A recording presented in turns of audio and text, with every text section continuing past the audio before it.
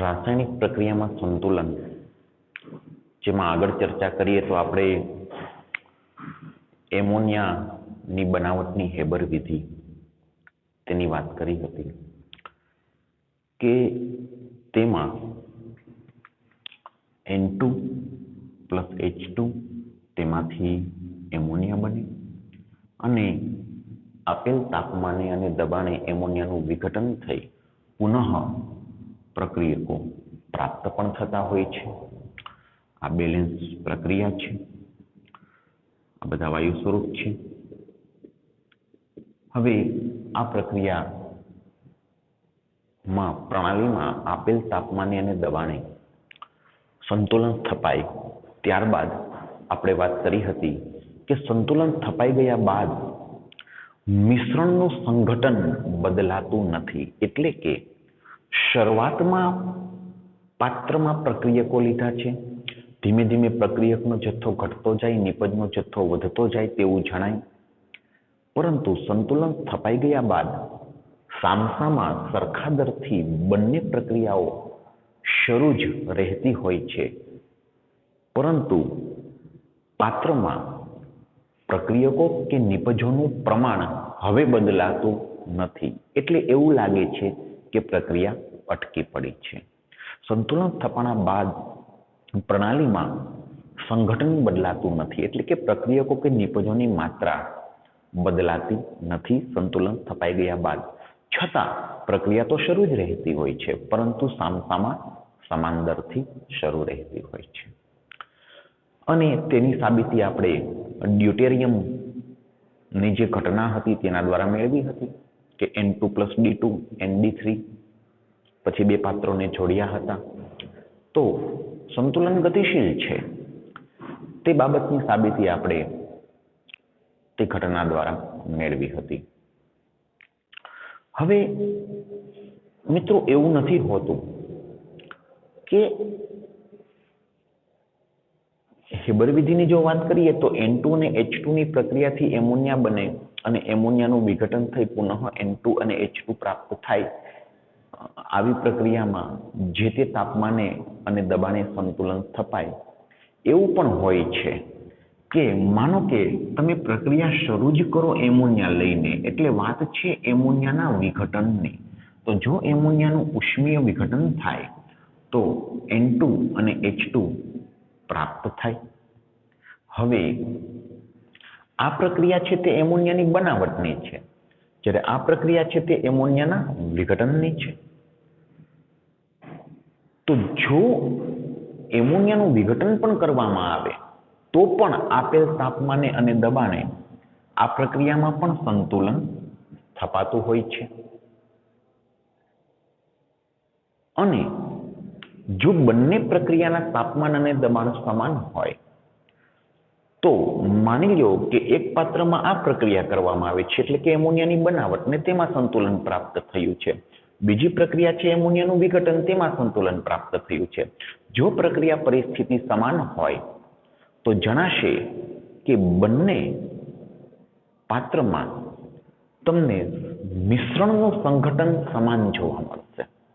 મિશ્રણનું સંઘટન સમાન જોવા મળશે. એટલે કે જે પહેલા પાત્રમાં તમને એમોનિયાનું પ્રમાણ જોવા મળે તેટલું જ અહીં જોવા મળશે, અને અહીં જે ન પ્રક્રિયા કરેલ N2H2 નું પ્રમાણ જોવા મળશે તેટલું જ અહીં નિપજની માત્રા જોવા મળશે. સંઘટન સમાન જોવા મળશે મિત્રો.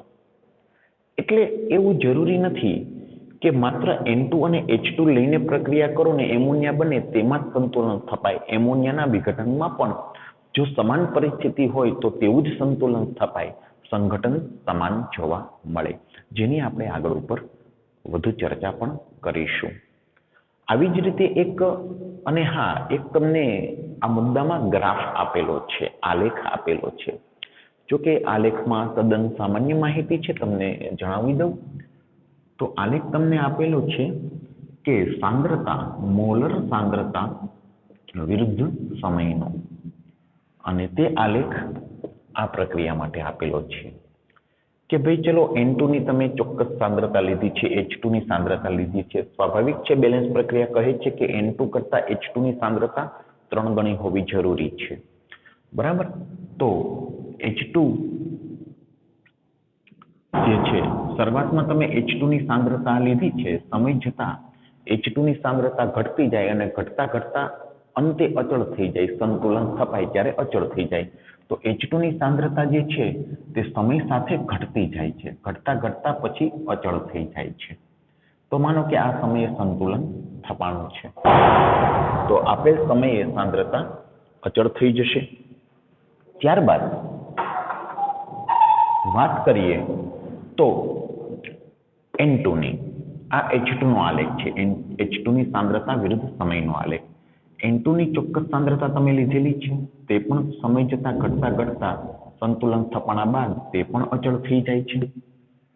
અને એમોનિયાની વાત કરીએ તો એમોનિયાની શરૂઆતમાં સાંદ્રતા શૂન્ય હોય, કારણ કે શરૂઆતમાં તો નિપજ બની જ ના હોય.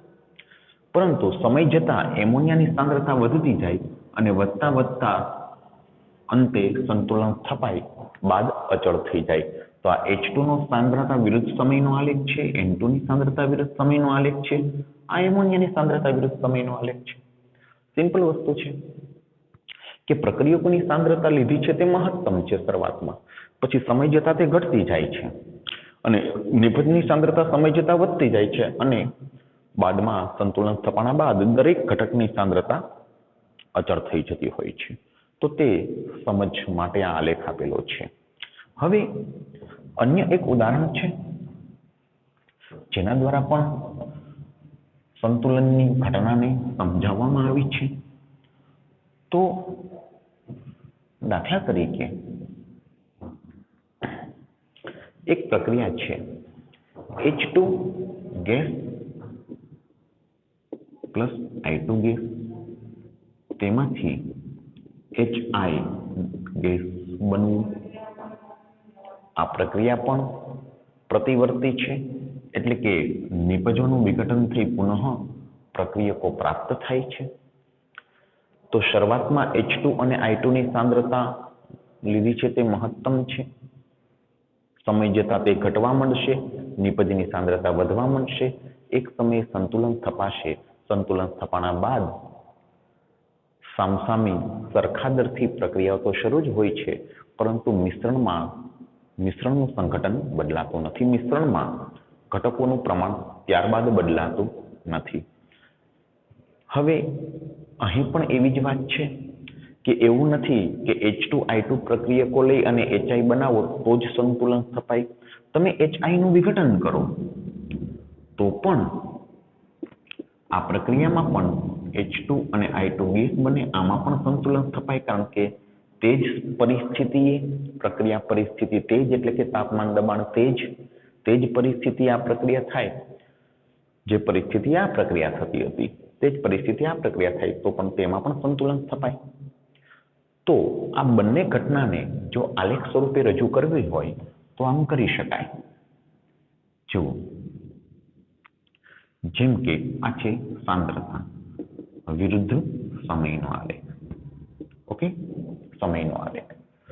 તો ભાઈ હું પહેલા આ પ્રક્રિયાની વાત કરું છું કે H2 અને I2 ની સાંદ્રતા શરૂઆતમાં મહત્તમ લીધેલી છે, જે છે તે મહત્તમ છે. ઓકે, સમય જતાં H2I2 ની સાંદ્રતામાં ઘટાડો થાય અને સંતુલન સ્થપાણા બાદ તે અચળ થઈ જાય. ઓકે, જરા આલેખને વ્યવસ્થિત દર્શાવીએ છીએ.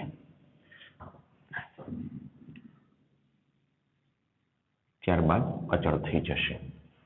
હવે HI ની સાંદ્રતાની વાત કરું, આ H2 પ્લસ I2 ની સાંદ્રતાની વાત હતી, સમય જતાં ઘટતી જાય પછી સંતુલન સ્થપાણા બાદ અચળ થઈ જાય.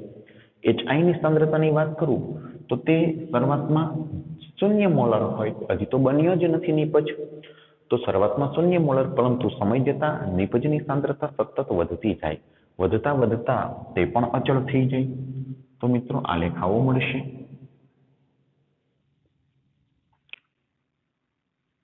ઓકે, સંતુલન સ્થપાણા બાદ આ HI ની સાંદ્રતા પણ અચળ થઈ જાય.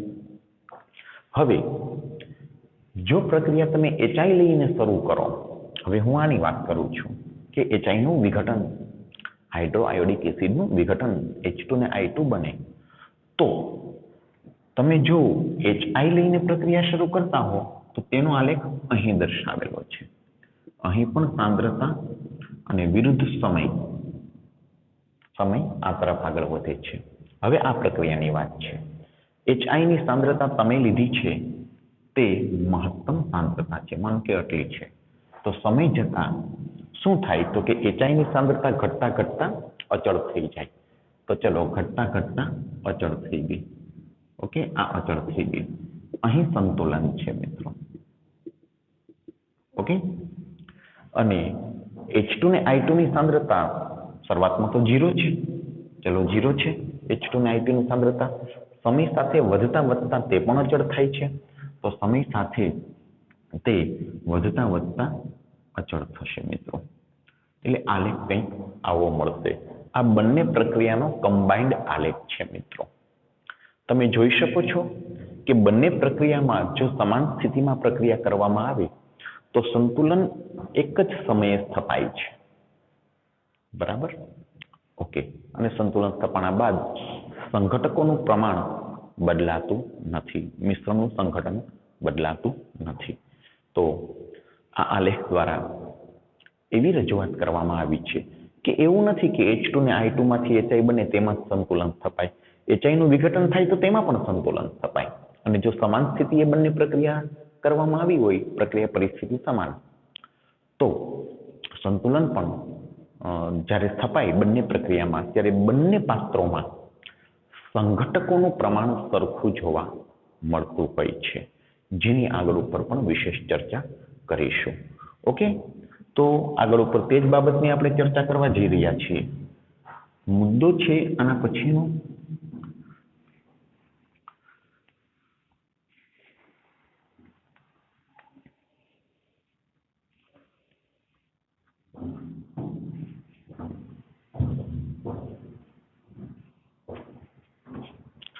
મુદ્દા નંબર 7.3 છે મિત્રો. 7.3 અને એ છે રાસાયણિક સંતુલનનો નિયમ અને સંતુલન અચળાંક. રાસાયણિક સંતુલનનો નિયમ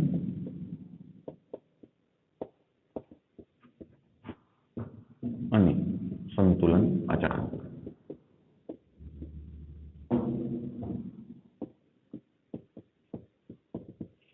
ઓકે, રાસાયણિક સંતુલનનો નિયમ અને સંતુલન અચળાંક. એક નવી વાત આવે છે સંતુલન અચળાંકની. જો મિત્રો, દાખલા તરીકે કોઈ એક પ્રક્રિયા છે, A+B પ્રક્રિયકો છે, એમાંથી C+D નિપજો બને છે, અને વળી આ પ્રક્રિયા આપેલ પરિસ્થિતિએ પ્રતિવર્તી પણ છે, અને પ્રતિવર્તી પ્રક્રિયાઓમાં જ સંતુલન સ્થપાતું હોય છે, તે તમે જાણો છો. સાંભળો, શરૂઆતમાં આપણે વાત કરી હતી કે શરૂઆતમાં તમે પ્રણાલીમાં પ્રક્રિયકો લીધા છે, એટલે પ્રક્રિયકોની સાંદ્રતા મહત્તમ છે. અને આપણે એવી વાત કરતા હતા કે શરૂઆતમાં પુરોગામી પ્રક્રિયા વેગ વધારે હોય, કારણ કે પ્રક્રિયાનો વેગ પ્રક્રિયકોની સાંદ્રતાના સમપ્રમાણમાં હોય છે. ખરેખર સાચો શબ્દ એ છે કે પ્રક્રિયાનો વેગ પ્રક્રિયકોના સક્રિય જથ્થાની સાંદ્રતાના સમપ્રમાણમાં હોય છે. પરંતુ સક્રિય જથ્થો એટલે શું, તેની વિશેષ વાત આપણે ભવિષ્યમાં કરીશું. તો હાલ એટલું વિધાન આપણે સ્વીકારી લઈએ કે પ્રક્રિયાનો વેગ પ્રક્રિયકોની સાંદ્રતાના સમપ્રમાણમાં હોય છે. એટલે કે શરૂઆતમાં પ્રક્રિયકો મહત્તમ લીધા છે તો પુરોગામી પ્રક્રિયા વેગ શરૂઆતમાં વધારે છે. શરૂઆતમાં નિપજો તો છે જ નહીં, તો પ્રતિગામી પ્રક્રિયા વેગ તો લગભગ શૂન્ય હશે. પરંતુ ધીમે ધીમે પ્રક્રિયકોની સાંદ્રતા ઘટતી જાય અને નિપજોની સાંદ્રતા વધતી જાય તો પુરોગામી પ્રક્રિયા વેગ ઘટતો જાય, પ્રતિગામી પ્રક્રિયા વેગ વધતો જાય. એક સમયે સામસામા બંને વેગ સમાન થઈ જાય ત્યારે સ્થપાણું કહેવાય સંતુલન. એટલે કે પુરોગામી પ્રક્રિયા વેગ અને પ્રતિગામી પ્રક્રિયા વેગ સમાન થઈ જાય ત્યારે સંતુલન સ્થપાણું કહેવાય. તો આ ઘટનાને ખૂબ સારી રીતે આપણે સમજવાની છે. હું અમસ્તા કાલ્પનિક આંકડાઓથી આ વાતને સમજાવવાનો પ્રયાસ કરું છું. દાખલા તરીકે તમે પ્રક્રિયકોની સાંદ્રતા લીધી છે 1 મોલર, આ શરૂઆતની સાંદ્રતા છે. શરૂઆતમાં નિપજો તો બિલકુલ બની નથી. ઓકે, હવે પ્રક્રિયા શરૂ થાય છે, પણ માત્ર પુરોગામી શરૂ થાય છે પ્રક્રિયા. પ્રતિગામી અત્યારે શરૂ એટલે નહીં થઈ શકે, કારણ કે નિપજ તો હજી બની જ નથી ને. નિપજો બનશે તો પ્રતિગામી પ્રક્રિયા શરૂ થશે. તો શરૂઆતમાં જબરજસ્ત ઊંચા વેગથી પુરોગામી પ્રક્રિયા શરૂ થાય છે. શા માટે ઊંચા વેગથી? કારણ કે પ્રક્રિયકોની સાંદ્રતા હાલ મહત્તમ છે. શા માટે મહત્તમ હું બોલું છું? કારણ કે હવે સમય જતાં તે ઘટવાની જ છે. સારું, તો પુરોગામી પ્રક્રિયા શરૂ થઈ અને ધારો કે પ્રક્રિયકો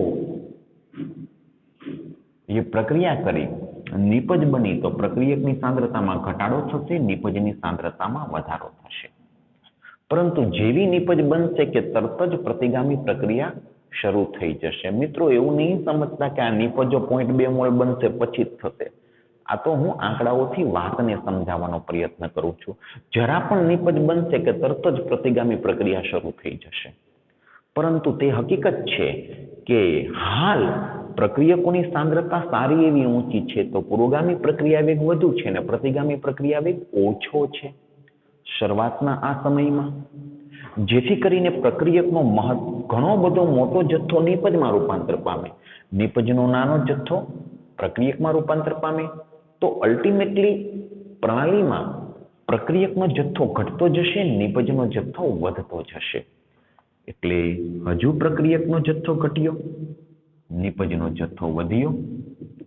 ઓકે, હજુ પરિસ્થિતિ એ છે કે પુરોગામી પ્રક્રિયા વેગ વધુ છે અને પ્રતિગામી હજી પણ ઓછો છે પ્રમાણમાં. હજુ પ્રક્રિયકનો જથ્થો ઘટશે, નિપજનો જથ્થો વધશે. ઓકે, આ બધા જે હું આંકડા લખું છું તે જે તે ઘટકની મોલર સાંદ્રતા છે તેને સમજવાનું છે. હજુ પરિસ્થિતિ એ છે કે પ્રક્રિયક પુરોગામી પ્રક્રિયાનો વેગ વધારે છે. તમે કહેશો કે હવે તો એવું ના હોવું જોઈએ, પ્રક્રિયક છે એની સાંદ્રતા ઘટી ગઈ ને નિપજની સાંદ્રતા વધી ગઈ. મિત્રો, તેવું નથી. કારણ કે પુરોગામી પ્રક્રિયા પણ એક અલગ પ્રક્રિયા છે, પ્રતિગામી પ્રક્રિયા પણ એક અલગ પ્રક્રિયા છે. જુદી જુદી પ્રક્રિયાઓ છે તેના વેગ નિયમો જુદા જુદા હોય છે. હવે વેગ નિયમો છે ને આપણે ધોરણ 12માં ભણીશું.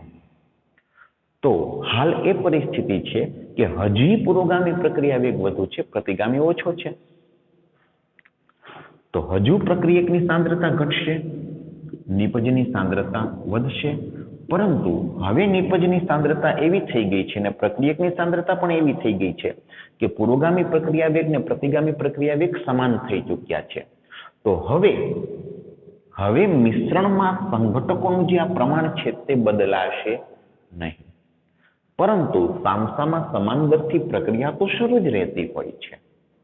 તે હકીકત છે. સંતુલન ગતિશીલ છે, પરંતુ મિશ્રણમાં સંઘટકોનું પ્રમાણ હવે બદલાતું જોવા મળશે નહીં. એટલે સંતુલન સ્થપાઈ ગયું છે, કારણ કે પુરોગામી અને પ્રતિગામી બંને પ્રક્રિયાના દર સમાન થઈ ગયા છે. ઓકે, તો બંને પ્રક્રિયાના વેગ સમાન થઈ ગયા છે. તો સંતુલન સ્થપાઈ ગયું છે. હવે આપણે સમજવાનું છે સંતુલનનો નિયમ અને સંતુલન અચળાંક. તો ફરી વખત આ જ પ્રક્રિયાની વાત હું સાઈડમાં કરું છું. જુઓ કે A+B પ્રક્રિયાના પ્રક્રિયકો છે, C+D એ નિપજો છે, પ્રક્રિયા પ્રતિવર્તી છે. ઓકે, આ પુરોગામી પ્રક્રિયા કહેવાય, આ પ્રતિગામી પ્રક્રિયા કહેવાય. હવે પુરોગામી પ્રક્રિયાનો વેગને મિત્રો હું V વડે બતાવું છું. પુરોગામી પ્રક્રિયાનો વેગને VF વડે બતાવું છું. VF, F એટલે ફોરવર્ડ રિએક્શન, ફોરવર્ડ. પુરોગામી પ્રક્રિયાનો વેગ કોના સમપ્રમાણમાં હોય? તો કે પ્રક્રિયકોની સાંદ્રતાના સમપ્રમાણમાં. કૌંસમાં A લખું એટલે A ની સાંદ્રતા, કૌંસમાં B લખું તો B ની સાંદ્રતા, મોટા કૌંસમાં. બરાબર? તો પુરોગામી પ્રક્રિયાનો વેગ પ્રક્રિયકોની સાંદ્રતાના ગુણાકારના સમપ્રમાણમાં હોય છે. આમ તો સાચો નિયમ છે સક્રિય જથ્થાનો નિયમ. પ્રક્રિયાનો વેગ પ્રક્રિયકોના સક્રિય જથ્થાની સાંદ્રતાના ગુણાકારના સમપ્રમાણમાં.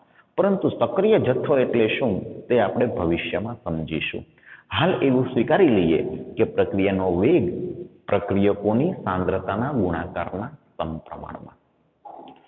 आ पुरोगामी प्रक्रिया वेगनी मैं बात करी। हवे बात करूं प्रतिगामी प्रक्रिया वेगनी। तो प्रतिगामी प्रक्रियानो वेग तेना प्रक्रियको C અને D છે તેની सांद्रताना गुणाकारना समप्रमाणमां। ओके, हवे हूँ जो चलन काढूं तो सप्रमाणता अचळांक मारे मूकवो पड़े जेने kf थी बतावुं छुं।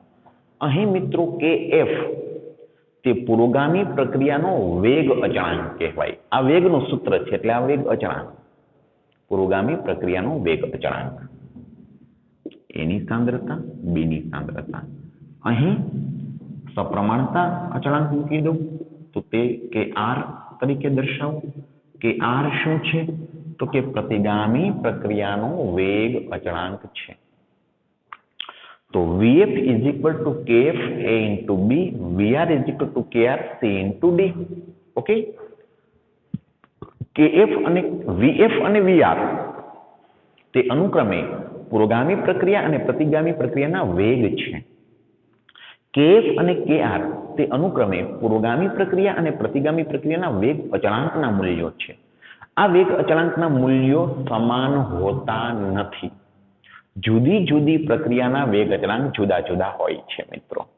અને એટલે જ હમણાં મેં વાત કરી હતી કે એવું ન હોય કે પ્રક્રિયકો નિપજો બેની સાંદ્રતા એક્ઝેક્ટ સમાન થાય તો સામસામા વેગ સમાન થઈ જાય તેવું નથી। જુઓ મિત્રો, અહીં સામસામા વેગ સમાન ક્યારે થયા? પ્રક્રિયકની સાંદ્રતા 0.2 મોલર છે ત્યારે પુરોગામી પ્રક્રિયાનો એટલો વેગ છે કે જ્યારે નિપજની સાંદ્રતા તેના કરતા 4 ગણી છે ત્યારે प्रतिगामी प्रक्रियानो वेग एटलो थाय छे जेटलो पुरोगामी प्रक्रियानो वेग छे। आवुं शा माटे छे? आवुं एटले छे के पुरोगामी अने प्रतिगामी प्रक्रियाना वेग अचळांक मित्रों जुदा जुदा होय छे। बराबर? अने एवुं पण बने घणी वखत के आ स्थितिए संतुलन थपाई जाय। एवुं पण बनी शके के प्रक्रिया घणो बधो पड्यो होय, निपज मात्र ओછી बनी होय तो पण पुरोगामी અને प्रतिगामी प्रक्रिया वेग समान थई जाय। एवुं पण बनी शके अमुक प्रक्रियाओमां आवुं पण बनी शके। अमुक प्रक्रियाओमां आ स्थितिए पण संतुलन थपाई शके कारण के पुरोगामी અને प्रतिगामी प्रक्रियाना वेग अचळांकना मूल्यो जुदा होय छे। आ तेनुं कारण छे। सारुं, परंतु ज्यारे संतुलन थपाय संतुलने Vf is equal to Vr थाय એટલે કે પુરોગામી અને પ્રતિગામી પ્રક્રિયાના વેગ સમાન થઈ જાય। તો હું એવું ધારી લઉં છું કે આપેલ પ્રક્રિયામાં સંતુલન થપાઈ ચૂક્યું છે। તો Vf બરાબર Vr છે। જો Vf બરાબર Vr હોય તો આ પદ બરાબર આ પદ હું ચોક્કસપણે લખી શકું। તો Vf A ની સાંદ્રતા, B ની સાંદ્રતા, Vr kr C ની સાંદ્રતા, D ની સાંદ્રતા। ओके, संतुलन थपाई गयुं छे तेवुं मैं स्वीकारी लीधुं छे तेथी Vf बराबर Vr छे कारण के संतुलन थपाई गयुं तेवुं मैं स्वीकारी लीधुं छे। तो जो Vf बराबर Vr छे संतुलने तो पछी आना बराबर आ पद लखवामां कोई वांधो नथी। ओके, हवे आ kr ने हुं અહીં લઈ જાઉં तो kf છેદમાં kr इक्वल टू C ની સાંદ્રતા, आ kr ने नीचे लई गयो, आ बे ने अहीं नीचे लई गयो, A नी सांद्रता, B नी सांद्रता। ओके, हवे kf शुं छे? पुरोगामी प्रक्रियानो वेग अचळांक। kr शुं छे? प्रतिगामी प्रक्रियानो वेग अचळांक छे। तो बंने अचळांको ज। तो अचळांक भाग्या अचळांक एटले नवो अचळांक जेने हूँ कहूं छुं के इक्यू इक्विलिब्रियम एटले संतुलन। C नी सांद्रता, D नी सांद्रता, A नी सांद्रता, B नी सांद्रता। संतुलन अचळांक आ के इक्यू ने कहेवामां आवे छे संतुलन अचळांक। संतुलन अचळांक एटले शुं? तो बराबर याद राखजो मित्रों, संतुलन अचळांक बराबर संतुलने निपजोनी सांद्रता भाग्या प्रक्रियकोनी सांद्रता। संतुलन अचळांक एटले शुं? પ્રણાલીમાં સંતુલન સ્થપાઈ ગયું? તો કે હા. હવે નિપજોની સાંદ્રતા કેટલી છે? તો કે સમથિંગ મોલર ભાગ્યા પ્રક્રિયકોની સાંદ્રતા કેટલી છે? Something molar. આ ગુણોત્તરને સંતુલન અચળાંક કહેવામાં આવે છે. સંતુલન અચળાંક એટલે સંતુલન એ નિપજો અને પ્રક્રિયકોની સાંદ્રતાનો ગુણોત્તર. તેને સંતુલન અચળાંક કહેવામાં આવે છે. અને વળી એ ન ભૂલો કે સંતુલન અચળાંક એ ખરેખર પુરોગામી અને પ્રતિગામી પ્રક્રિયાના વેગ અચળાંકનો ગુણોત્તર પણ છે. અહીં આ નોંધ કરવા જેવી બાબત છે મિત્રો કે સંતુલન અચળાંક એટલે શું? તો કે પ્રક્રિયામાં સંતુલન, પ્રણાલીમાં સંતુલન સ્થપાઈ જાય ત્યારબાદ નિપજોની સાંદ્રતા ભાગ્યા પ્રક્રિયકોની સાંદ્રતા, આ ગુણોત્તર સંતુલન અચળાંક કહેવાય. વળી સંતુલન અચળાંક એ પુરોગામી પ્રક્રિયા અને પ્રતિગામી પ્રક્રિયાના વેગ અચળાંકનો ગુણોત્તર પણ કહેવાય. તો આપણે સંબંધ છે સંતુલન અચળાંક સાથે. સંતુલન અચળાંક એટલે શું? તો સીધી સાદી રીતે સંતુલન એ નિપજોની સાંદ્રતા ભાગ્યા પ્રક્રિયકોની સાંદ્રતા. ઓકે, પરંતુ અહીં થોડો એક ટ્વિસ્ટ છે મિત્રો, થોડો ટ્વિસ્ટ છે. શું ટ્વિસ્ટ છે તે હું તમને જણાવું. જુઓ, તેની પહેલા એક વાત કરી દઉં. માનો કે આ પ્રક્રિયામાં સંતુલન જો આ સ્થિતિએ સ્થપાતું હોય તો આ પ્રક્રિયાનો સંતુલન અચળાંક શું હોય? તો કે સંતુલન અચળાંક બરાબર નિપજોની સાંદ્રતા સંતુલને ભાગ્યા પ્રક્રિયકોની સાંદ્રતા. ખરું ને? ઓકે, હવે સંતુલન અને નિપજોની સાંદ્રતા કેટલી છે? 0.8 મોલર બંને ઘટકની. અને પ્રક્રિયકોની સાંદ્રતા સંતુલન કેટલી છે? 0.2 મોલર. ઓકે, સારું. તમે ગુણાકાર કરી અને છેદ ઉડાડશો તો 16 આવશે મિત્રો. 16. આ પ્રક્રિયાનો સંતુલન અચળાંક 16 આવશે. ક્લિયર? આમ તો સંતુલન અચળાંકને પોતાના એકમો પણ હોય છે, પણ તેની ચર્ચા હમણાં આપણે કરીએ છીએ પછી. તો આ પ્રક્રિયાનો સંતુલન અચળાંક 16 આવશે. બરાબર છે. અને બીજી સરસ મજાની વાત કરું તમને કે ધારો કે આ પ્રક્રિયામાં સંતુલન આ સ્થિતિએ સ્થપાય છે તો સંતુલન અચળાંકનું મૂલ્ય 16 આવે છે. ઘડીક એવું માની લઈએ કે સંતુલન આ સ્થિતિએ સ્થપાઈ ગયું હોત, એટલે આ બધું તો નીકળી ગયું. તેવું ઘડીક માની લઈએ આપણે કે સંતુલન જો આ સ્થિતિએ સ્થપાઈ ગયું હોત, એટલે કે નિપજો થોડીક બને અને સંતુલન સ્થપાઈ જાય, પુરોગામી પ્રતિગામી પ્રક્રિયા એક સમાન થઈ જાય, તો સંતુલન અચળાંકનું મૂલ્ય શું મળે? તો કે ઇક્વિલિબ્રિયમ બરાબર સંતુલને નિપજની સાંદ્રતા ભાગ્યા પ્રક્રિયકોની સાંદ્રતા. તો શું થાત? C+D, તો કે 0.2 C into D 0.8 into 0.8. Okay, તો 1/16. આના ઉપરથી શું સમજવાનું છે મિત્રો કે ઘણી પ્રક્રિયાઓ એવી હોય કે જેમાં કે ઇક્વિલિબ્રિયમનું મૂલ્ય ગ્રેટર ધેન 1 હોય,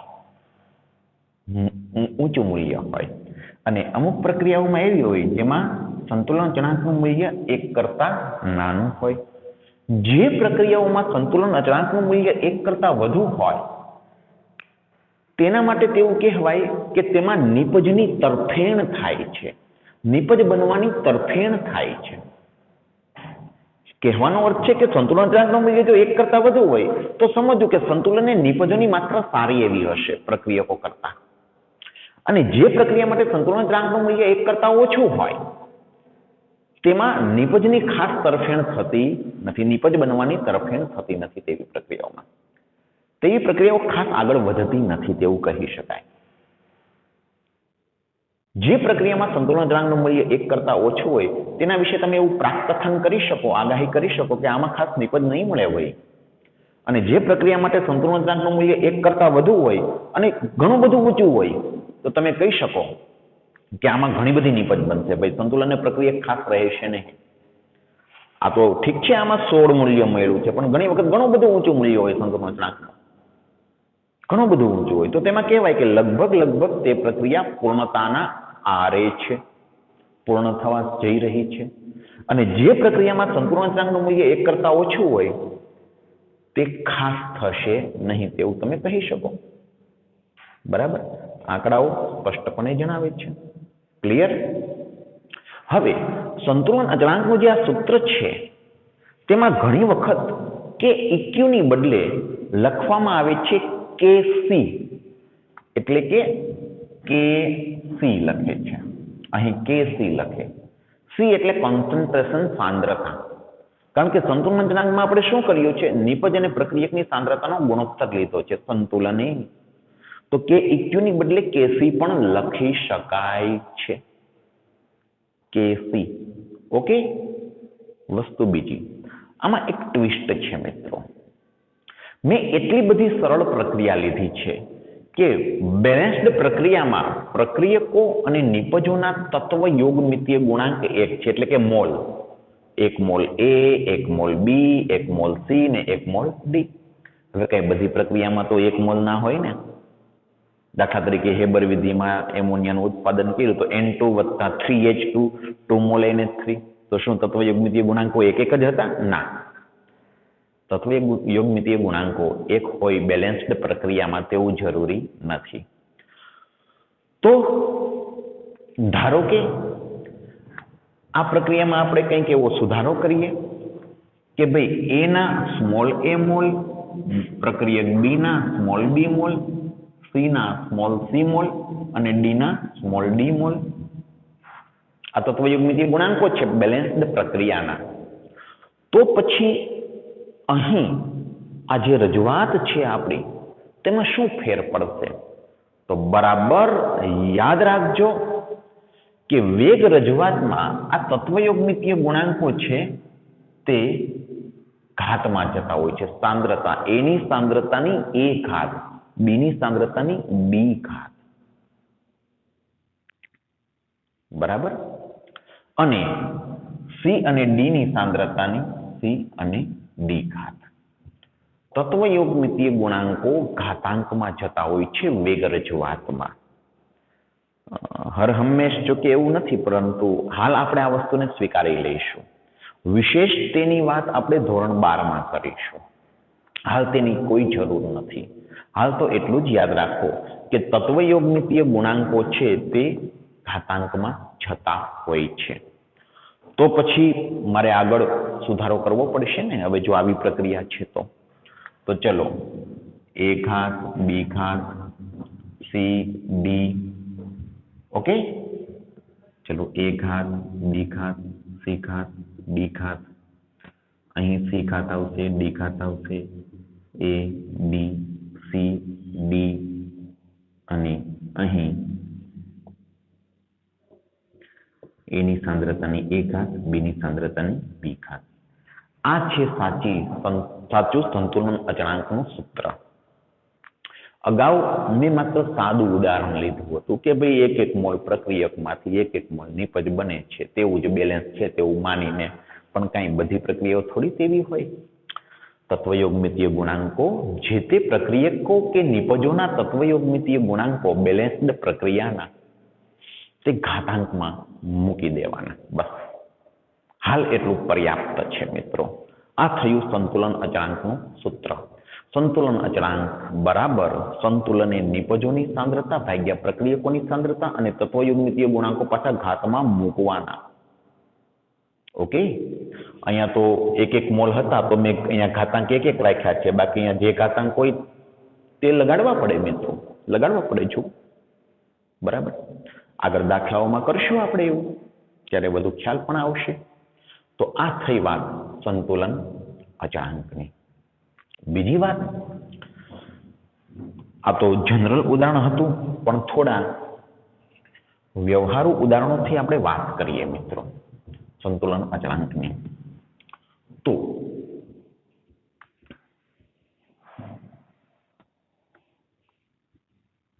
સંતુલન અચળાંક અંગેના જે નિયમો છે ને તે ખૂબ અગત્યની બાબતો છે અને ધ્યાનમાં રાખવા જેવી પણ બાબતો છે.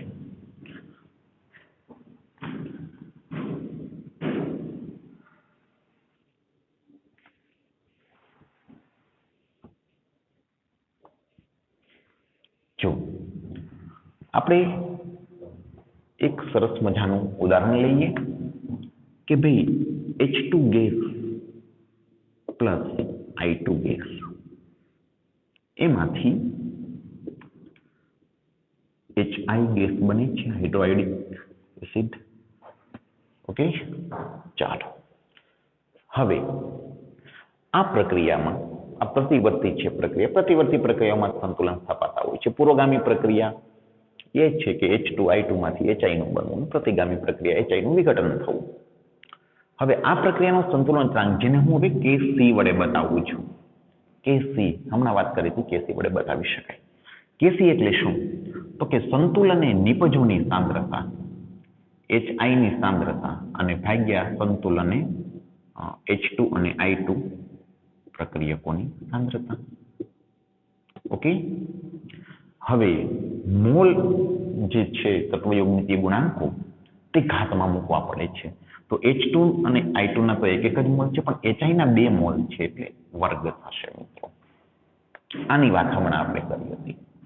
આ પ્રક્રિયાના સંતુલન અચળાંકની રજૂઆત આવી હોય મિત્રો. સંતુલને HI ની સાંદ્રતા હોય ને એનો વર્ગ કરવો પડે અને સંતુલને H2 અને I2 ની સાંદ્રતા એનો ગુણોત્તર લો તો એને કહેવાય આપેલ પ્રક્રિયાનો સંતુલન અચળાંક. ઓકે, સારી વાત છે. હવે એક બીજી વાત કરીએ કે પ્રક્રિયા મેં H2 ને I2 લઈને શરૂ કરીને HI બને છે અને સંતુલન સ્થપાય છે. તો આ પ્રક્રિયા છે તેનું સંતુલન અચળાંક આ થાય. હવે બીજી વાત કરીએ કે હું કરું છું HI નું વિઘટન. ઓકે, HI નું વિઘટન કરું છું તો H2 ગેસ અને I2 ગેસ બને છે. હવે અહીં HI પ્રક્રિયક છે ને H2 I2 નિપજો છે. આ પ્રક્રિયાનો સંતુલન અચળાંક જેને Kc પ્રાઇમ કહું છું. શા માટે Kc પ્રાઇમ કહું છું? કારણ કે અલગ અલગ પ્રક્રિયાના સંતુલન અચળાંક જુદા જુદા હોય એટલે મારે જુદી સંજ્ઞા આપવી પડે એટલે Kc પ્રાઇમ. ઓકે, તો સંતુલને નિપજની સાંદ્રતા થઈ ગયા પ્રક્રિયકની સાંદ્રતા.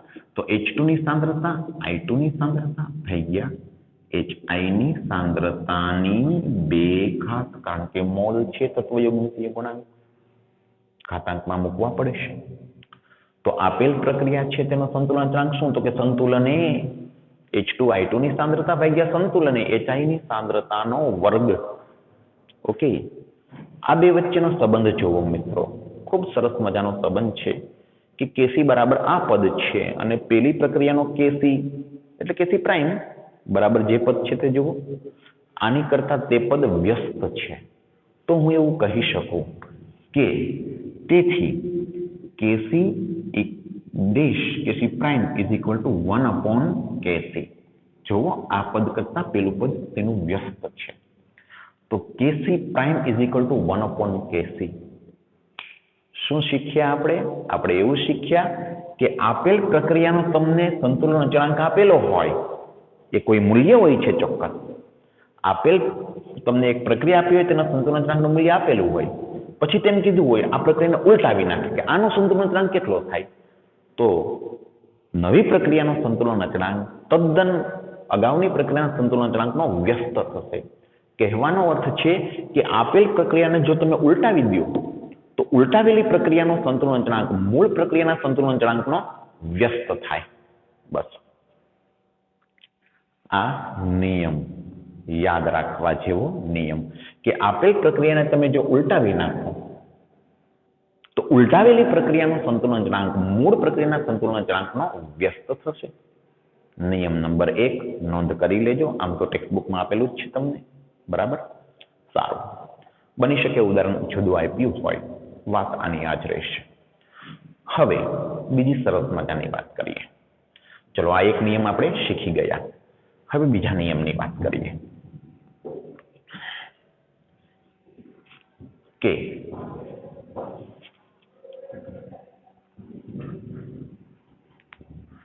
આ પ્રક્રિયા છે, આ એનો સંતુલન અચળાંક છે. ઓકે, હવે હું કશું જ નથી કરતો, પ્રક્રિયા આની યાદ રાખું છું. H2 gas plus I2 gas HI gas 2 mall.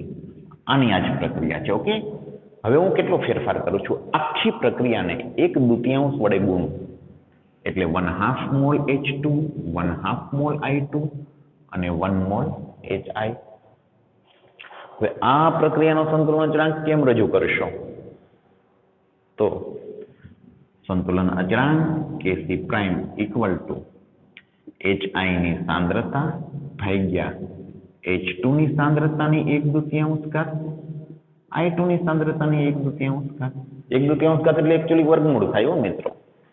Okay, તમે જોઈ શકો છો કે મેં માત્ર આ પ્રક્રિયાને 1/2 વડે ગુણ્યું તો નવી જે પ્રક્રિયા મળી તેના સંતુલન અચળાંકનું પદ જુઓ શું છે અને તેની સરખામણી આની સાથે કરો તો હું કહી શકું કે આ પદનું વર્ગમૂળ કરતા આ પદ મળે, અથવા તો આ પદને 1/2 ઘાત કરતા આ પદ મળે. તો અથવા એમ કહી શકું કે આ પદનો વર્ગ કરતા આ પદ મળે. સીધી વસ્તુ છે. તો આ બંને વચ્ચેનો સંબંધ આવો થયો. હું આમે કહી શકું કે Kc prime square is equal to Kc. જો આનો વર્ગ કરું તો આ પદ મળી જાય. અથવા હું આમે કહી શકું કે Kc prime is equal to Kc raise to 1/2 એટલે Kc નું વર્ગમૂળ. તો જુઓ મિત્રો, મૂળ પ્રક્રિયાનો આ સંતુલન અચળાંક હતો, પછી તેને મેં 1/2 વડે ગુણ્યું તો તેનો સંતુલન અચળાંક આ મળી ગયો. શું સંબંધ છે નવા સંતુલન અચળાંકને જૂના સંતુલન અચળાંક સાથે? તો નવો સંતુલન અચળાંક, નવી પ્રક્રિયાનો સંતુલન અચળાંક Kc પ્રાઇમ એ મૂળ પ્રક્રિયાના સંતુલન અચળાંકના 1/2 ઘાત જેટલો છે. અને આમ પણ મેં આ પ્રક્રિયાને 1/2 વડે ગુણી હતી. તો પ્રક્રિયાને જેટલા વડે ગુણો નવી પ્રક્રિયાનો સંતુલન અચળાંક મૂળ પ્રક્રિયાના સંતુલન અચળાંકના તેટલા ઘાતાંક બરાબર થાય. મેં આ પ્રક્રિયાને 1/2 વડે ગુણી, નવી પ્રક્રિયા મળી, તો નવી પ્રક્રિયાનો સંતુલન અચળાંક મૂળ પ્રક્રિયાના સંતુલન અચળાંકના 1/2 ઘાત જેટલો થાય. હવે માની લો કે હું આ પ્રક્રિયાને 2 વડે ગુણું તો નવી પ્રક્રિયાનો સંતુલન અચળાંક મૂળ પ્રક્રિયાના સંતુલન અચળાંકના વર્ગ જેટલો થશે. જો ચેક કરીએ, આ પ્રક્રિયાને 2 વડે ગુણું છું, ચાલો 2 વડે ગુણું, આ 2 વડે ગુણું, બરાબર. મૂળ આ હતી પ્રક્રિયા, ચલો 2 વડે ગુણ્યું એટલે કેટલા છે? 4 થયા અહીં, બરાબર. જો આ પ્રક્રિયાને મેં 2 વડે ગુણી તો હવે નવી પ્રક્રિયાનો સંતુલન અચળાંક Kc પ્રાઇમ શું થશે? તો કે HI ની 4 ઘાત, 4 મોલ છે એટલે, અને H2 I2 ની કેટલી ઘાત થશે? 2 ઘાત. તો હવે શું સંબંધ મળે છે? તો હવે આ સંબંધને ભૂલી જઈએ, આ જૂની વાત હતી. હવે આ વાતની કમ્પેરિઝન કરીએ તો Kc prime is equal to Kc નો વર્ગ. જો આનો વર્ગ કરો તો પહેલું પદ મળી જાય, Kc નો વર્ગ. ટૂંકમાં આપેલ પ્રક્રિયા, તમને કોઈ પ્રક્રિયા આપી હોય, એનો સંતુલન અચળાંક આપ્યો હોય, એ ચોક્કસ મૂલ્ય હોય, પછી એક નવી પ્રક્રિયા કે આનો સંતુલન અચળાંક કેટલો થાય, એ નવી પ્રક્રિયાને શું સંબંધ હોય? તો કે ભાઈ આપેલ પ્રક્રિયાને 2 વડે ગુણી હોય. તો સીધી વસ્તુ છે, નવી પ્રક્રિયાનો સંતુલન અચળાંક મૂળ પ્રક્રિયાના સંતુલન અચળાંકના વર્ગ જેટલો થાય. 3 વડે ગુણી હોય તો ઘન જેટલો થાય. 1/2 વડે ગુણી હોય તો અગાઉ કીધું એમ 1/2 ઘાત જેટલો થાય, બરાબર. આ બીજો નિયમ. તો 2 નિયમ શીખ્યા આપણે. જો આપેલ પ્રક્રિયાનો સંતુલન અચળાંક કંઈક આપ્યો હોય, હવે પ્રક્રિયાને ઉલટાવી નાખો તો ઉલટાવેલી પ્રક્રિયાનો સંતુલન અચળાંક મૂળ પ્રક્રિયાના સંતુલન અચળાંકના વ્યસ્ત જેટલો થાય, અગાઉની વાત. અને આપેલ પ્રક્રિયાને કોઈ ગુણાંક વડે ગુણી નાખો તો મળતી નવી પ્રક્રિયાનો સંતુલન અચળાંક મૂળ પ્રક્રિયાના સંતુલન અચળાંકના એટલા ઘાત બરાબર થાય જેટલા વડે ગુણ્યું હતું. આ પ્રક્રિયાને 2 વડે ગુણી હતી એટલે વર્ગ જેટલો થયો, બરાબર.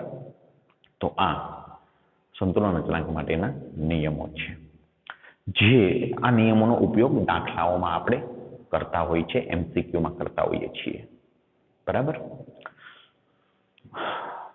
ત્યારબાદ આપણે સંતુલન અચળાંકના, જો કે દાખલાઓમાં વાત કરશું, સંતુલન અચળાંક છે તેના પણ એકમો હોય છે મિત્રો. ચલો એક સ્પષ્ટતા કરી દઉં એકમો વિશે. દાખલા તરીકે સંતુલન અચળાંક છે ને, તેનું એકમ પ્રક્રિયા પર આધાર રાખે મિત્રો.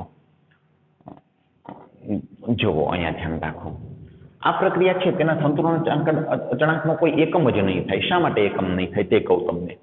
HI ની સાંદ્રતા શેમાં હોય? મોલારિટીમાં. તો મોલર સ્ક્વેર અને છેદમાં H2 ની સાંદ્રતા મોલર ઇન્ટુ મોલર એટલે મોલર સ્ક્વેર.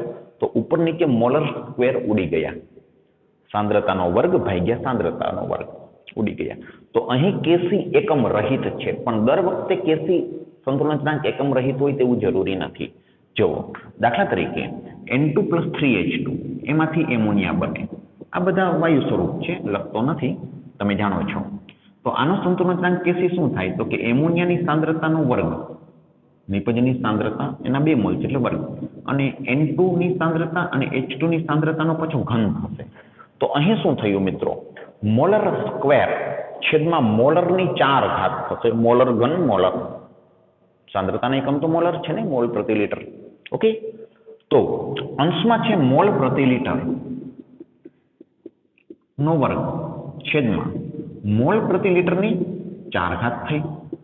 હવે તમે આનો હિસાબ કરો તો શું થાય? 1/, મોલ પ્રતિ લિટર નો વર્ગ વધ્યો. તો તમે આમ કહી શકો કે ભાઈ મોલ -2 લિટર સ્ક્વેર કહી શકો.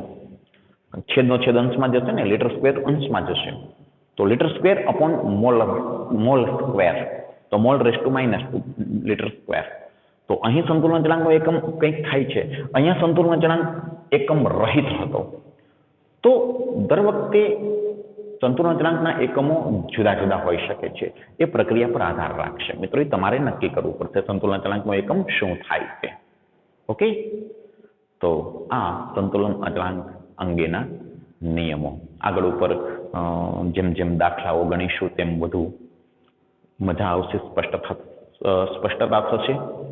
કેસી પછી કેપી પણ છે સંતુલન અચળાંક, તેની પણ વાતો કરીશું. હાલ આટલું રાખીએ આપણે.